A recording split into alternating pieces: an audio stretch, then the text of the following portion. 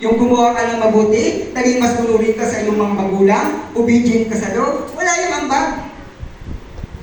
Hindi na naging dahilan para maging matuwid ang tao sa harapan ng Diyos. Kundi ang pananampalataya lamang kay Kristo. Hello, mga Kristyano. Kaya kung maaralin natin yung Hebrew chapter 11, ito yung patungkol sa pananampalataya ng mga taga Old Testament, yung mga magulang nila, sina Abraham, yung mga magulang nila Moses, sina Enoch, sina Sarah. Di ba nabanggit yan halos sa buong chapter? So, hindi sila naging kalugod-lugod sa Diyos. Basahin nyo, hindi dahil sa kanilang pagsunod, kundi dahil sa kanilang pananampalataya. Isa na nga dyan si Abraham. Hindi dahil sa kanyang pagsunod, hindi matuwid si Abraham sa paningin ng Diyos, kundi dahil sa kanyang pananampalataya.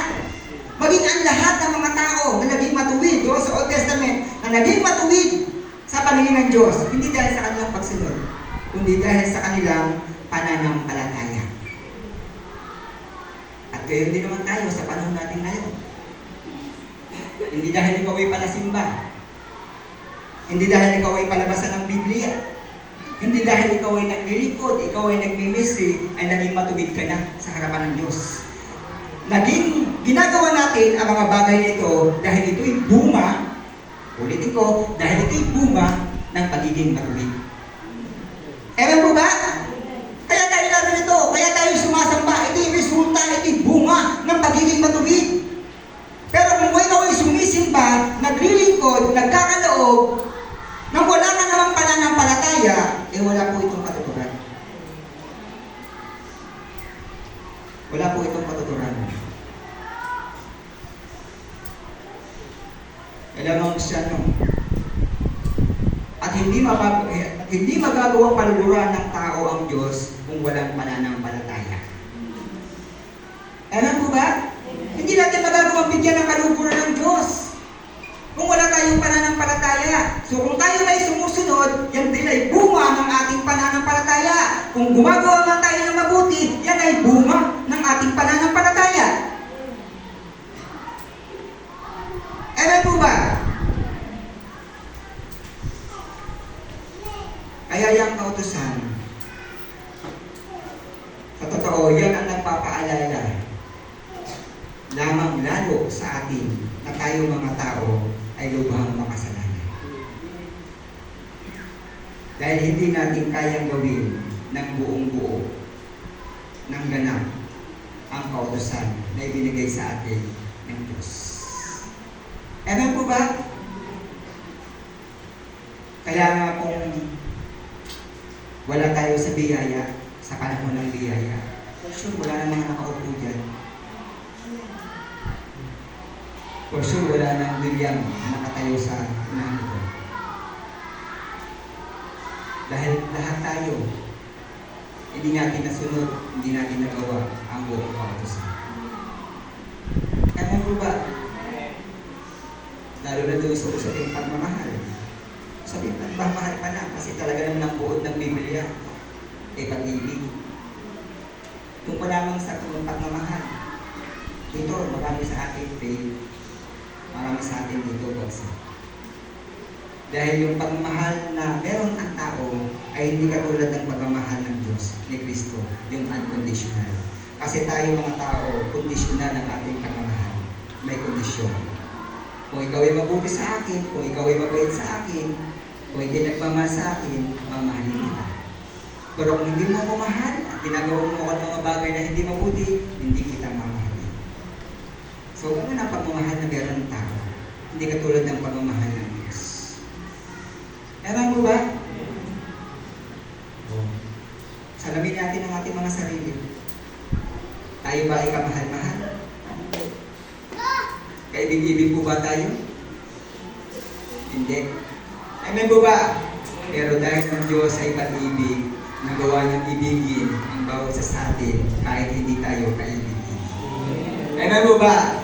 So, pangalawa, tapos pagkatapos na po tayo. Second, how the righteousness of God had been revealed by the gospel and the apostles. So yun nga yung binanggit natin kanina nga talata sa chapter 1 verses 16 to 17. Ang sabi niya, sapagkat hindi ko pinahihiya ang ebanghelyo, sapagkat siya'y kapangyarihan ng Diyos, ikaliligtas ng bawat sumasampalataya, unay sa Hudyo at gayon din sa Griego. Sapagkat dito ang katuwiran ng Diyos ay nahayag mula sa pananampalataya hanggang sa pananampalataya. Gaya ng nasusulat, ngunit ang ganap ay mabubuhay sa pamagitan ng pananampalataya.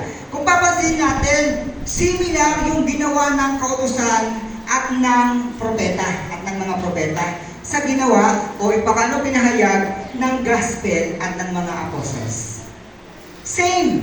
Kung paano ang kautusan at ang mga propeta ay kanilang pinahayag na sa pamagitan ng pananampalataya mararanasan ang katuwiran ng Diyos, ganoon din sa gospel at sa ginawa ng mga apostol. Yun din ang kanilang itinuturo. Yun din ang kanilang ipinapaunawa sa tao na sa pamamagitan ng mabuting balita, ipinapahayag ng mga apostol na ang katuwiran ng Diyos ay mararanasan through faith alone. Yan po yung tinatawag na sola fide. Sola fide. At sinabing sola, only. Fide, faith. So, sola fide. Faith alone. Alam po ba?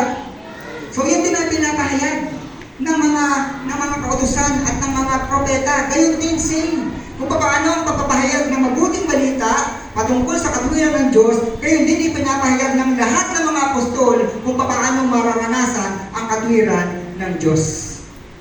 Hello? At sinabi diyan, demands faith in Jesus. Romans 3:22, sa makatuwid bagay ang katuwiran ng Diyos sa pamamagitan ng pananampalataya kay Jesucristo sa lahat na nagsisisampalataya.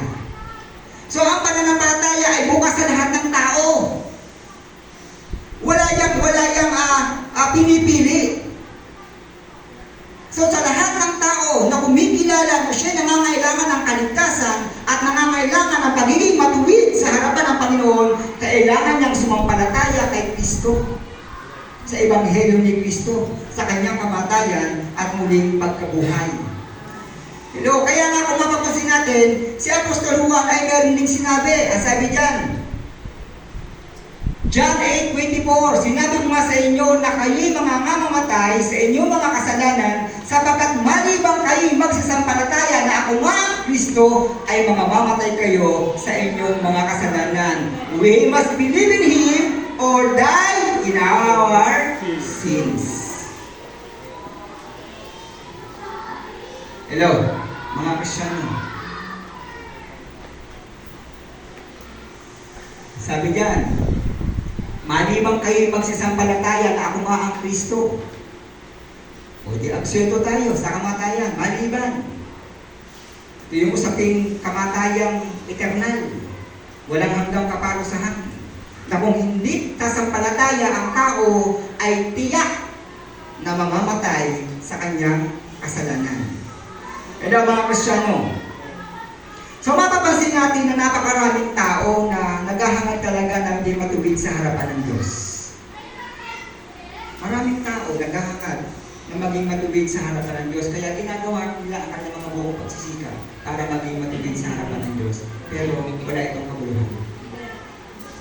Dahil hindi sila nananampalataya kay Kristo na siyang susi at daan ng pagiging matuwid sa paningin ng ating Panginoon. Amen po ba? So kaya lagi nating sisiya sa atin, ako ba may pananampalataya at ako ba ay nasa pananampalataya? Suriin natin. Dahil ang pananampalataya, merong resulta, merong bunga. Amen po ba? Merong resulta, may bunga. Hindi pwedeng walang bunga. Ang nagsasabing may pananampalataya, lagi yung may results. Lagi yung may mga bunga. Hello, mga Kristiyano. May bunga yan. Kaya yung mga kapag-anak natin, yung mga kakilala natin na wala pang pananampalataya, right time na. Habang hindi pa huli.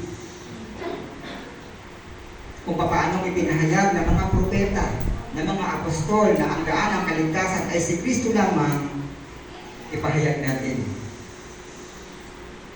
Sa walang pananampalataya, na ang daan ng kanilang magiging kaligtasan ay ang pananampalataya kay Kristo lamang. Wala mga Kristyano.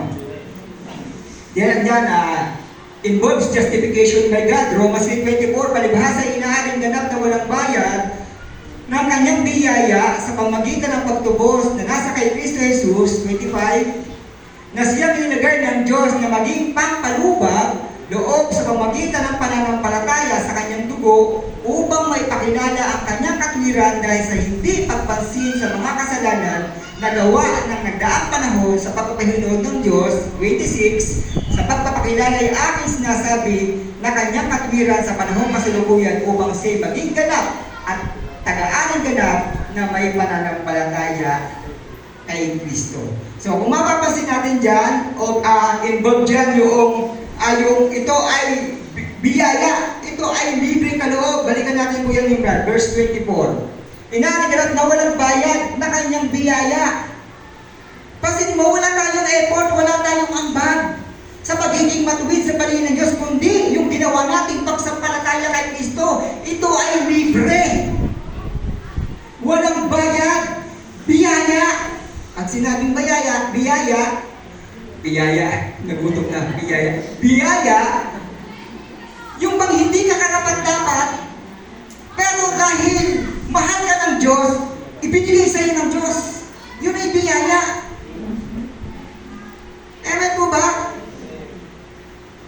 Libre na nga. Wala ka na ngang effort, hindi mo pa tatanggapin. O gusto pa ng tao na gumawa ng mga bagay na magsasakripisyo siya, pero wala na namang katuturan. Sa iyo po yung ginagawa ng marami.